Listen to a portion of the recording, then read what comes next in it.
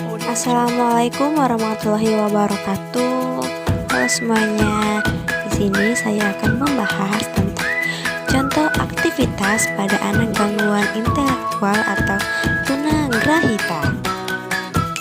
Anak tunagrahita adalah anak yang memiliki hambatan atau masalah perkembangan kemampuan kecerdasan yang rendah di bawah rata-rata anak normal. Karakteristik anak tunagrahita ada dua, yaitu karakteristik fungsi intelektual yang berada di bawah rata-rata dan karakteristik gangguan dalam fungsi adaptif.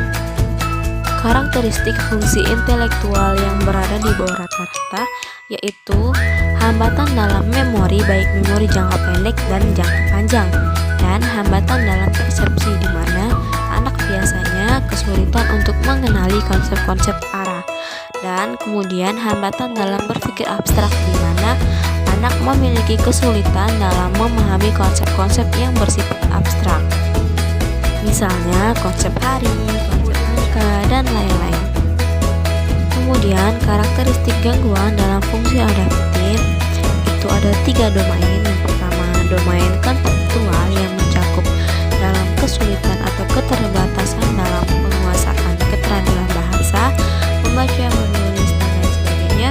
Kemudian domain sosial yang mencakup kesulitan atau keterbatasan dalam bahasa empati, dan lain-lain. Kemudian domain praktis yaitu mencakup kesulitan atau keterlambatan dalam manajemen diri, dan lain sebagainya. Faktor penyebab anak tunagrahita. Yang pertama, sebab-sebab yang bersumber dari luar, yaitu malnutrisi pada ibu yang tidak menjaga pola makan sehat, keracunan waktu ibu hamil, radiasi, kerusakan pada otak waktu kelahiran, demam yang terlalu tinggi, dan lain sebagainya. Kemudian yang kedua itu sebab-sebab yang bersumber dari dalam, yaitu dari faktor keturunan. Sebab ini dapat berupa gangguan pada plasma inti atau kromosom abnormality, yaitu ada masalah genetik dengan bayi, ada masalah selama kehamilan dan mengkonsumsi obat tanpa pengawasan dokter, bayi tidak mendapatkan oksigen yang cukup selama proses persalinan, bayi lahir prematur, dan lain sebagainya. Metode pembelajaran anak tunagrahita menurut Gelpi dalam Dewan Toro 2016, metodenya antara lain: yang pertama, metode argumentasi, yaitu metode pembelajaran dengan menggunakan peralatan atau cara khusus. Yang kedua, metode bermain, yaitu untuk meningkatkan perkembangan intelijensi fisik, emosi, dan cara bersosialisasi. Yang ketiga, metode kawan sebaya, yaitu metode yang di dalam kegiatan ini biasanya dipakai oleh peserta didik lain sebagai fasilitator. Kemudian metode ceramah, yaitu penerangan atau penuturan lisan oleh guru kelas. Kemudian metode tanya jawab, yaitu metode yang lebih banyak menggunakan interaksi tanya jawab antara guru dengan siswa dalam proses pembelajarannya. Kemudian ada metode drill, adalah metode pembelajaran yang digunakan untuk memperoleh suatu ketangkasan atau keterampilan dari apa yang telah dipelajari, yaitu metode grouping, merupakan pengelompokan kelas dari materi yang akan disajikan. Setelah itu ada metode pengantara atau mediation, yaitu untuk mengentarai atau terhubung. Kemudian ada metode suri tauladan, yaitu menumbuhkan hasrat bagi orang untuk menyesuaikan dan mengikutinya. Kemudian ada metode karya wisata, yaitu metode agar anak didik dapat mengambil dan memperhatikan lingkungan serta memperhatikan aneka ragam ciptaan Allah Subhanahu wa Ta'ala.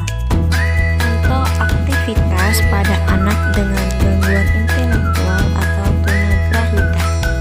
Yang pertama itu bermain. Ada banyak sekali permainan yang dapat dilakukan untuk anak tunagrahita. Permainan anak tunagrahita dapat menggunakan media-media yang menarik dan media-media yang cocok untuk anak tunagrahita. Oleh karena itu yaitu pendidik, harus menyediakan media-media yang sesuai dengan karakteristik anak tunagrahita. Permainan yang dapat dilakukan seperti bermain balok, bermain lego, bermain pasir, alat permainan, dan lain sebagainya. Yang kedua yaitu finger painting. Dengan finger painting, anak tunagrahita dapat mengungkapkan ekspresi dan imajinasinya sehingga anak menjadi anak yang kreativitas dan anak yang ceria.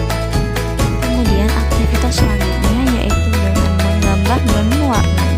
Tentunya menggambar dan mewarnai sangat antusias dilakukan pada anak tunagrahita karena mereka dapat menuangkan imajinasi mereka ke dalam bentuk warna dan ke dalam gambaran, dan melalui menggambar dan mewarnai anak dapat bersosialisasi dengan teman-temannya atau anak dapat menuangkan pikiran dengan abstrak.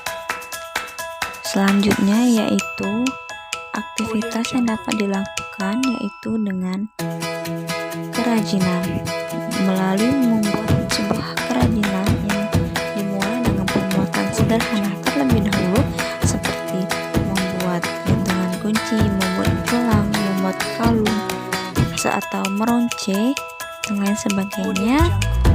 Anak tunagrahita dapat mengendalikan emosinya atau anak tunagrahita dapat mengungkapkan perasaannya dan menjadi anak yang kreativitas. Itulah penjelasan dari saya. Kurang lebih saya mohon maaf, kepada Allah saya mohon ampun. Wabillahi taufiq hidayah. Wassalamualaikum warahmatullahi wabarakatuh. Semoga bermanfaat. See you. Sampai jumpa di video selanjutnya. Terima kasih.